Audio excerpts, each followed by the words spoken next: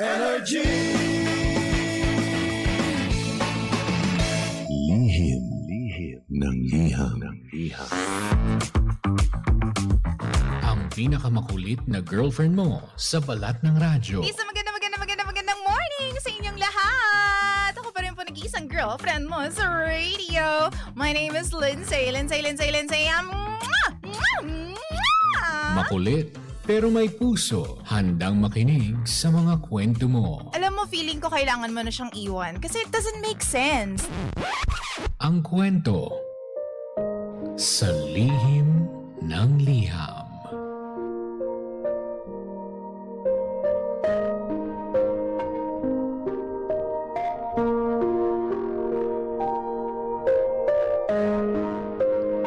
Mahal kong Lindsay. Tawagin niyo na lamang po ako sa pangalang Thea. I am 27 years old and my husband is now 33.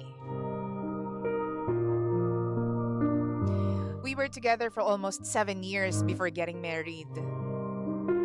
And for the longest time, akala ko talaga alam ko na lahat-lahat tungkol sa asawa ko. We had the usual ups and downs, tulad ng ibang mga mag-asawa. Pero ni isa sa mga problema namin, walang naging dahilan para questionin ko bilang isang tao ng aking asawa. Never ko rin kinwestiyon ang naging relasyon naming dalawa. Ilang buwan na po ang nakakaraan, DJ Lindsay. Parang bumaliktad ang buong mundo ko. Ito ay dahil sa aksidente kong nakita ang messages sa isa sa mga lumang accounts niya.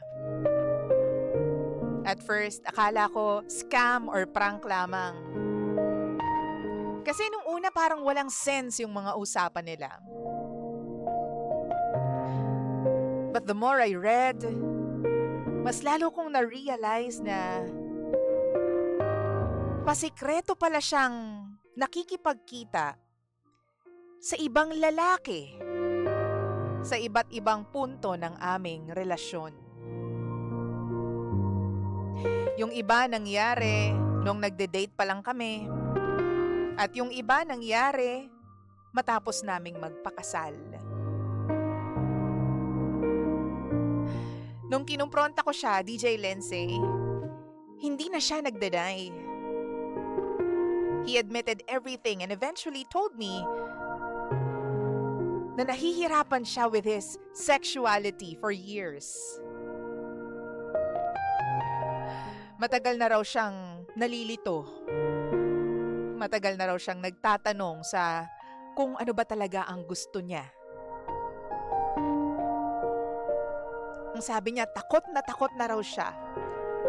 At disappointed siya sa kanyang sarili. Kasi akala niya, yung pagpapakasal sa akin ay somehow would make things and feelings disappear.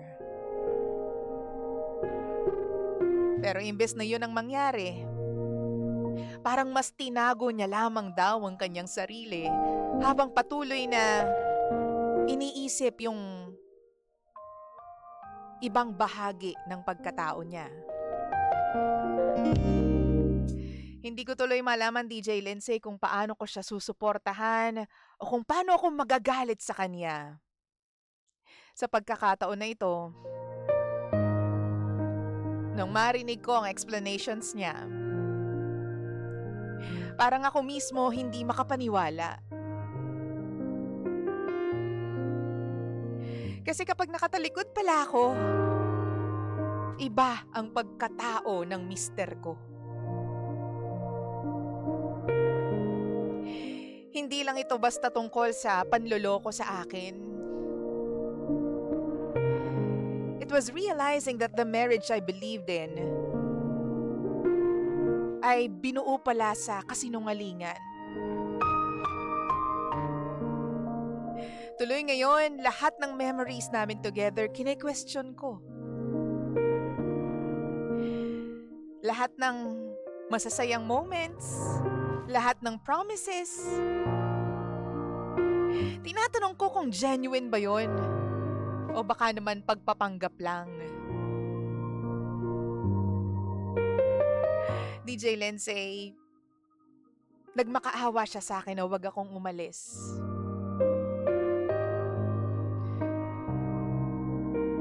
Ang sabi niya sa akin, natanggap niya na raw po ang katotohanan. At this time around, gusto niyang mag-work ang marriage namin. Nitong mga nakaraang buwan din, napansin ko na patuloy niyang pinapatunayan ang kanyang sarili sa akin. He's more open, present, at lahat ng tanong ko sa kanya, sinasagot niya naman. Nakikita ko na gumagawa naman siya ng effort para maging okay ang lahat.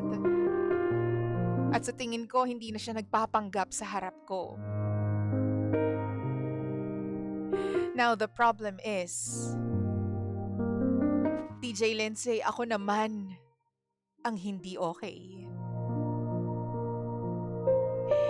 Even on days when nothing is wrong, gusto kong lumayo sa kanya.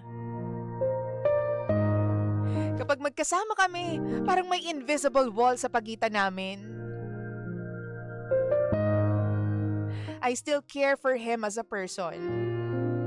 Pero parang hindi ko na alam at hindi ko na kilala ang relasyon na meron kami. Sometimes I look at him and I feel like I'm sitting beside someone na hindi ko talaga kilala. Na parang kailan ko lang nakita. Ang pinakamahirap pa dito is that yung guilt part.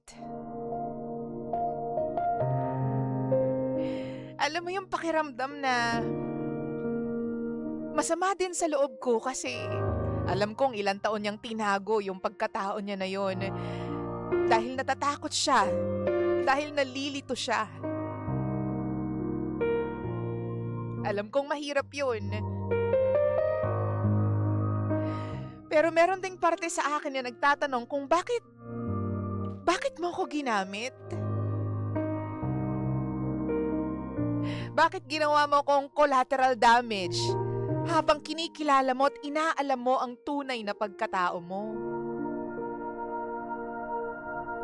Parang hindi naman ako po pwedeng pumili. Kung dapat ba akong maging parte ng journey na to o hindi. Wala po kaming mga anak. Kaya naman parang mas madaling magdesisyon.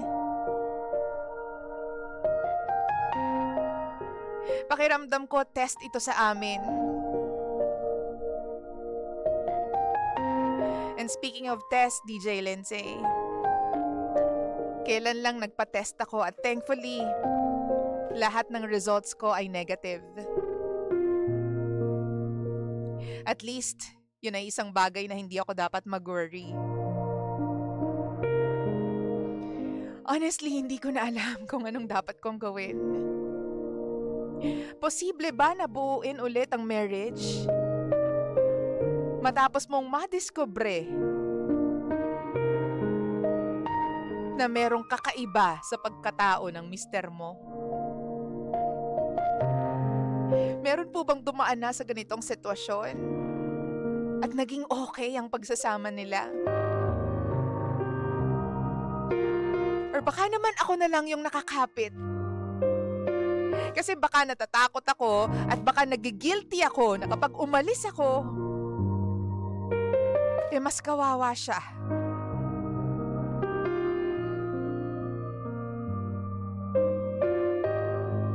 Kasi this time around, totoo na siya sa sarili niya.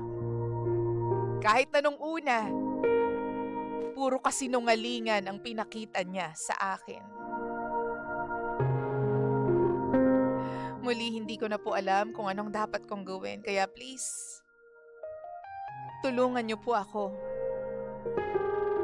Paano ba muling bubuuin ang pagsasamang ito? Maraming salamat po sa lahat ng bumubuo sa Lihim ng Liham. Ako nga pala si Thea. At ito ang lihim ng aking liham.